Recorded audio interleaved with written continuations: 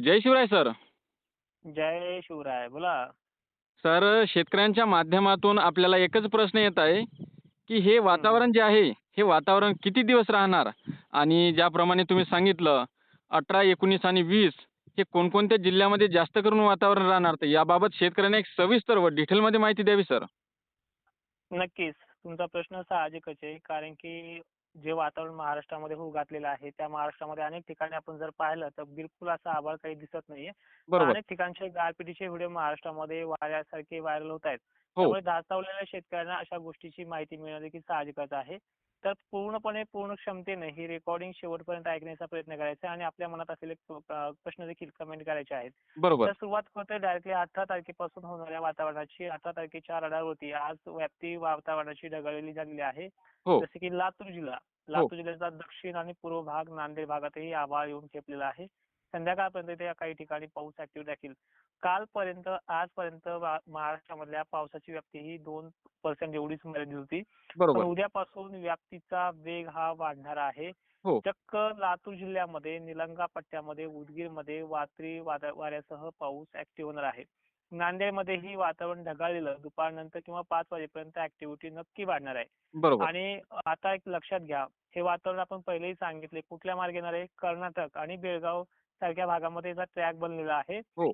आणि दुसरा म्हणजे तेलंगणा, छत्तीसगड मार्गे वातावरण महाराष्ट्राच्या दिशेने वेग येत आहे. बरोबर. त्यामुळे जवळ असलेले जिल्हे, या बाउंड्रीच्या जवळ असलेले जिल्हे कोणते येतात की सांगली, सोलापूर, कोल्हापूर या भागाबरोबरच महाराष्ट्रातले एकंदरीत नांदेड पट्टा, चंद्रपूर आणि रात्री बेरात्रीपर्यंत थोडाफार किंवा मध्यम स्वरूपाचा पाऊस 18 तारखेची गोष्ट चालू आहे. हो. अहिल्यानगर, पुणे, छत्रपती संभाजीनगर, साक्रीकडे, नाशिककडे आणि परभणी, हिंगोली, यवतमाळकडे पाऊस सक्रिय होणार आहे. बरोबर. धाराशिव पर्यंतही पाऊस पडेल. मग याच्यामध्ये मोठा अवकाळी फटका जो बसणार आहे तो कोल्हापूरकरांना काही भागांमध्ये, हां. लातूरमध्ये काही भागांमध्ये हे पहिल्या दिवसाच्या वातावरणाचं षडयंत्र आहे. हो. 18 तारखेला रात्री बेरात्रीपर्यंत जालन्यात सुद्धा जो काही रामनगर पट्टे असतील, सिंदखेड राजा पट्टे असतील, मंठा, वाटूर साईड जे आहे, त्याचबरोबर सांगली, सोलापूरमध्ये देखील रात्री मध्यरात्री देखील ह्या वातावरणाची पेज वाढू शकते अचानकपणे. बरोबर. त्यामुळे सतर्क राहायचं आहे आपल्याला या दिवशी आणि त्या दिवशी सतर्क राहिल्यामुळे पुढच्या दुसऱ्या दिवशी होणारं नुकसान देखील टाळता येईल. हो. आता 19 तारीख उजळली तरीही वातावरण आपल्याला थोडंसं मोकळं मोकळं वाटू लागेल. पण बरोबर. वाऱ्याचा वेग आणि सोलापूर मार्गे येणाऱ्या बाष्पाचा वेग लातूर जिल्हा ढगाळ सकाळपासूनच राहील. नांदेड देखील ढगाळ राहील आणि चक्क 4-5 वाजता लातूरमध्ये पूर्णपणे वातावरण हे पावसाळी तयार होईल. म्हणजे कुठे बारीक, कुठे मध्यम, कुठे ढगाळ. त्याचबरोबर बीड जिल्हा, सोलापूर, छत्रपती संभाजीनगर, जालना, बुलढाणा जिल्हा, अकोला, अमरावती, नागपूर, वाशिम तुमचा परिसर, बरोबर. चंद्रपूर परिसर, गडचिरोली परिसर, त्याचबरोबर एकंदरीत सांगायचं म्हणलं थोड्या शब्दामध्ये तर मराठवाडा आणि विदर्भची व्याप्ती 35% आहे. हां. तुम्हाला मी मागे पण वारंवार सांगितलंय की पाऊस हा सर्वदूर नाही, बरोबर. सर्वांना होणार नाही. हो. याची व्याप्ती 35% आहे. म्हणजे एकंदरीत जिल्ह्यामध्ये काही गावखेड्यांना, काही तालुक्यांना त्याचा प्रभाव पाहायला मिळेल. तालुके सर्व आहेत पण गावखेडे मात्र मोजके आहेत. बरोबर. त्यामुळे सर्व शेतकरी घाबरण्यासारखं नाहीये. तर हो. ह्या 19 तारखेला सगळ्यात महत्त्वाचं काम मानतोय कारण की मराठवाड्यातले आणि विदर्भाचे एकंदरीत सर्व जिल्हे संध्याकाळच्या 11-12 वाजेपर्यंत येतात. तुम्ही दिवसा मेसेज करू नका 4 वाजेपर्यंत आम्हाला पाऊसच नाही आला, आजची तारीख दिली होती. ते रात्रीपर्यंत का होईना दणका देऊ शकतो त्यामुळे सतर्कच राहा. तर बरोबर. 19 तारखेला जळगाव खान्देचाही भाग आहे, छत्रपती संभाजीनगरचा आहे. पण पश्चिम महाराष्ट्राची आणि खान्देची व्याप्ती तुलनात्मक मराठवाड्याच्या आणि विदर्भाच्या तुलनेमध्ये खूप कमी आहे. बरोबर. त्यामुळे एवढेही घाबरू नका. 19 तारीख संध्याकाळच्या वेळेला ज्या अचानक पावसाची आपण गोष्ट बोलतोय तो पाऊस अकोला, अमरावती, छत्रपती संभाजीनगर, कोल्हापूर या भागामध्ये प्रस्थान करेल. हो. आणि पुढे 20 मार्चला या पावसाची क्रेज हळूहळू खालच्या भागाकडे म्हणजे नागपूर असेल, चंद्रपूर असेल, इकडे नांदेडच्याही खालचा भाग, यवतमाळ, लातूरमध्ये काही ठिकाणी असं करत करत हे पाऊस 24 तारखेपर्यंत तुरळक भाग का होईना घेता येईल. जसं आता आपण पाहिलंय की 15 तारखेपासून सुरुवात झालेली मोजक्या मोजक्या ठिकाणची.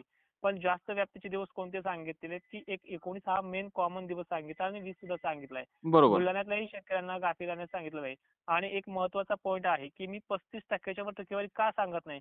कारण की सकाळच्या पारी सौम्य अशी गुलाबी थंडी जाणवते. बऱ्याच हो. भागांमध्ये ती जाणवते. बरोबर आहे. त्यामुळे इन्सेंटिसी वरती याचा बराचसा फरक पडतो. इन्सेंटिसी म्हणजे भाग व्याप्ती की हो. एकंदरीत सर्वांना झोडपणारा नाहीये. 100% भाग तो घेणारा नाहीये. या इन्सेंटिसीचा प्रभाव म्हणतो आपण. आणि बरोबर. ज्या काळामध्ये ह्या गोष्टी होतात, ज्या ठिकाणी सकाळच्या गारव्यामध्ये वाढ होते, त्या ठिकाणी गारपीटचे ट्रॅक जे आहेत किंवा पावसाच्या व्याप्तीचे जे ट्रॅक आहेत, हे पूर्ण क्षमतेने नसतात. त्यामुळे एवढेही घाबरले जाऊ नका. आता वातावरण सांगितलं जातंय विविध माध्यमातून. हो, डायरेक्टली भागांची नावं घेतली जात आहेत. विदर्भ, मराठवाडा आणि याच्यामध्ये गारपीट होणार आहे. पण बरोबर. एक्झॅक्टली आपण ज्या आपल्या रेकॉर्डिंगच्या माध्यमातून मेन पॉईंटवरती फोकस करतोय. आज महाराष्ट्राचा सर्व शेतकरी आज हार्वेस्टरच्या मागे आहे. एकंदरीत बरोबर. कामाच्या मागे आहे. हळद उत्पादक शेतकरी हळद उकडण्याच्या चिंतेमध्ये आहे. या सगळ्यांना एक विनंती आहे.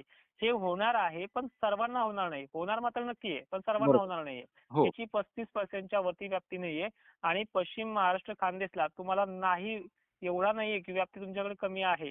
पण तुमच्या भागात काही कुठे-मोठे हे होऊ शकतं. त्यामुळे तिथल्या भागामध्ये 4-2 ठिकाणचे व्हिडिओ व्हायरल करून की तुम्ही असं सांगू नका की आमच्याकडे कमी सांगितला. तुमच्याकडे सांगितलंय, पण मराठवाड्याच्या आणि विदर्भाच्या तुलनेमध्ये खूप कमी सांगितलेलं आहे. आणि बरोबर. हे वातावरण होत नाही की परत 27-28 ला पुन्हा एक ट्रॅक बनतोय.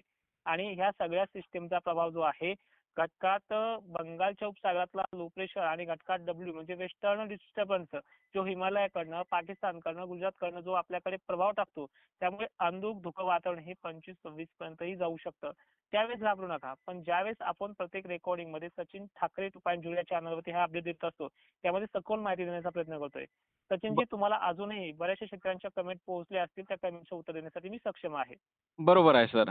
बरं सर, हे हं, जे पाऊस तुम्ही सांगत आहात आणि 19 आणि 20 मार्च रोजी, तर हे हं. विदर्भामध्ये कोणत्या तारखेला महत्त्वाचं राहणार आणि मराठवाड्यामध्ये कोणची तारीख महत्त्वाची राहणार?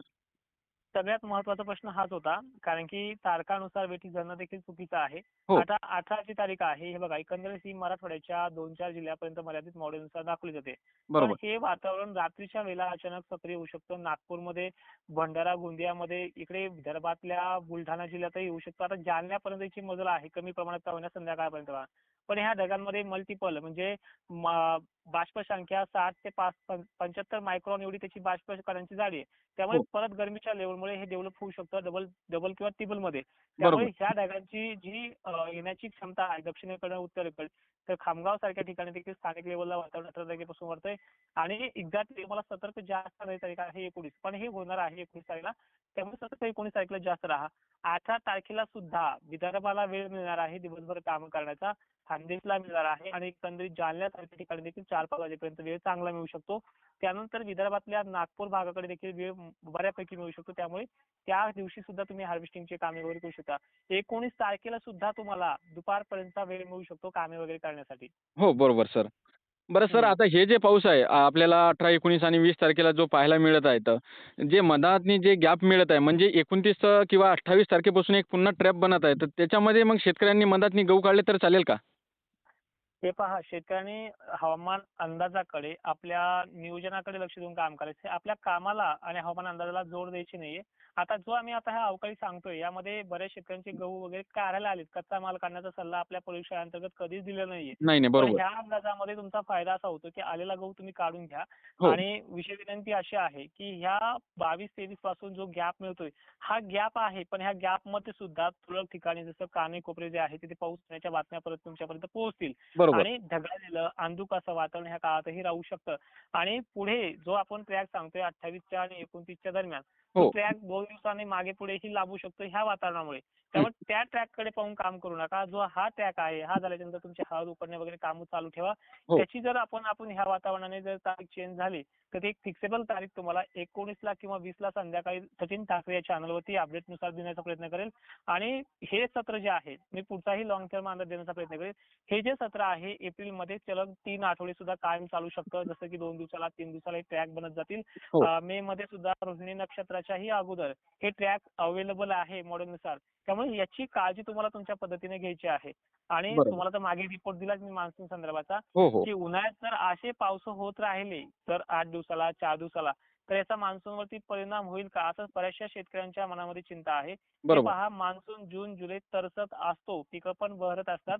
पण एक शब्द तुम्हाला आम्ही प्रयोगशाळेअंतर्गत दिलाय, की तुम्हाला ह्या वर्षी या दुष्काळग्रस्त भागांना ढगफुटी दाखवल्याशिवाय राहणार नाहीये. पण बरोबर. त्याला परतीच्या पावसापर्यंत, पोळ्यापर्यंत वेटिंग करावी लागणार आहे. आणि त्याच्या अगोदर तुमच्या पेरण्या देखील सुखरूप होईल. त्या पद्धतीचं नियोजन आपल्या परिसराअंतर्गत आपल्या सोबत जोडलेल्या चॅनलवरती नक्की देण्याचा अपडेट प्रयत्न आपण करणार आहोत. ओके. नक्कीच धन्यवाद सर. तुम्ही शेतकऱ्यांनी एक महत्त्वपूर्ण आणि डिटेलमध्ये माहिती दिल्याबद्दल. नक्की, धन्यवाद.